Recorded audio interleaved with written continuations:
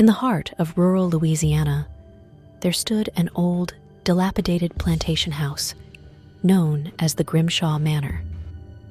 This once grand estate had been the center of a thriving plantation in the 19th century, but over the years, it had fallen into disrepair and disrepute. The locals whispered stories of its dark history, tales of restless spirits, and unspeakable horrors that had taken place within its walls. The legend that fascinated and terrified the townsfolk the most was the tale of Mary Grimshaw, the youngest daughter of the Grimshaw family, who had lived in the mansion during the Civil War era. Mary was known as the Ghost Bride by those who knew her story. As the legend goes, Mary Grimshaw was a beautiful and vivacious young woman, admired by all who knew her. But her heart belonged to a young soldier named William, who fought for the Confederacy. William and Mary's love was forbidden, as he was from a family loyal to the Union. Despite the odds, their love endured, and they secretly pledged to marry once the war was over. Tragedy struck when news reached Mary that William had been gravely wounded in battle and was returning home.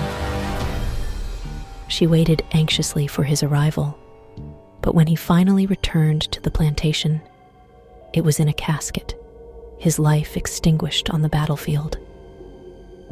Mary was devastated, her grief consuming her. As the legend tells it, Mary refused to accept her beloved's death. She donned her wedding gown, a flowing white dress with delicate lace, and roamed the mansion day and night, searching for her lost love. Her once joyful laughter turned to mournful wails, and her footsteps echoed through the house as she continued her relentless quest to find William. The townsfolk claimed to have witnessed her ghostly figure wandering the grounds at night, a phantom bride forever seeking her lost groom.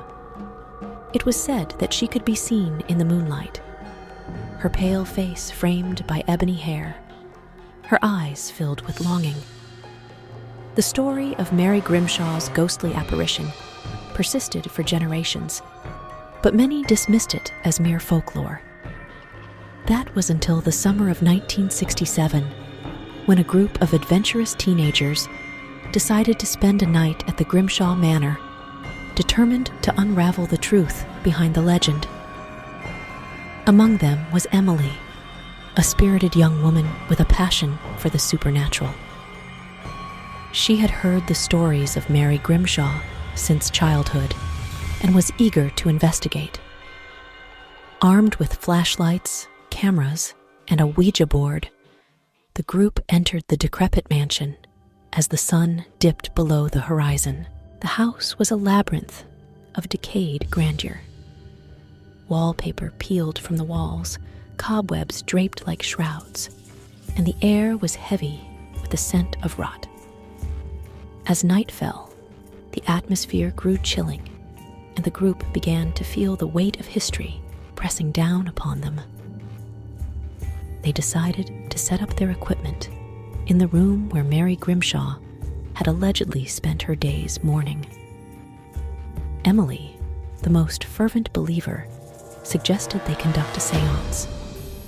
They joined hands around the Ouija board, their fingers trembling in the dim candlelight.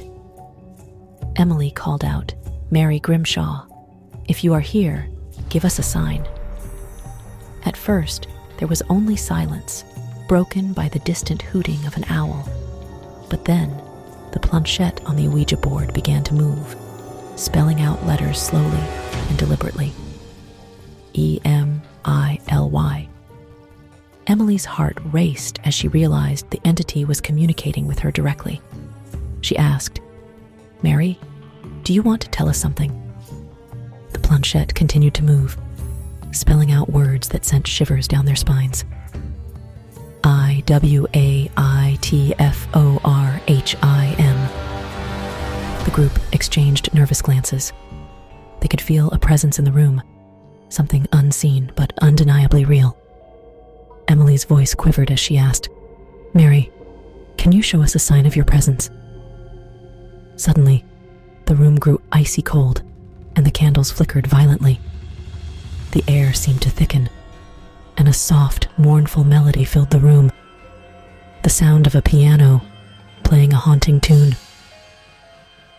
The group looked around in disbelief, but there was no piano in sight. Terrified, they decided to leave the room and regroup. As they stepped into the hallway, they heard footsteps behind them, echoing in the darkness. Turning back, they saw the apparition of a young woman in a white wedding gown, her face obscured by a veil. It was Mary Grimshaw. Emily, her voice quivering, asked, "Mary, is that you?" The ghostly figure reached out a hand, beckoning them to follow. They hesitated, but decided to follow her down the winding corridors of the mansion. They descended into the basement, where they found an old wooden door. The ghostly bride pointed to the door, and they realized it was the entrance to a hidden cellar. They cautiously opened it, revealing a room filled with old trunks and dusty crates. At the center of the room, they discovered a wooden coffin, covered in cobwebs and decay.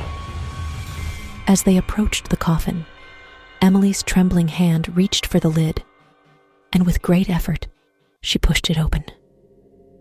Inside, they found the perfectly preserved body of a young soldier dressed in a tattered Confederate uniform.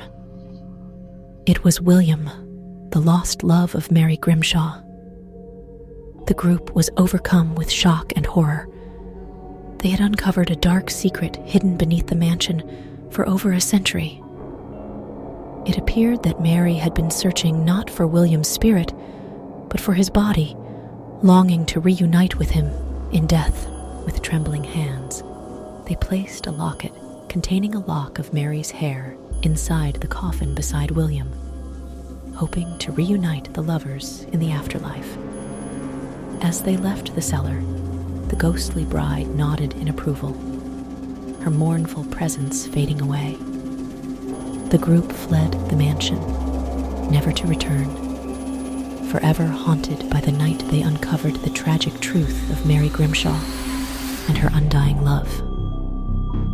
The story of the Grimshaw Manor and the ghost bride would continue to be whispered in hushed tones by the townsfolk, a chilling reminder that some legends are based on true and horrifying events.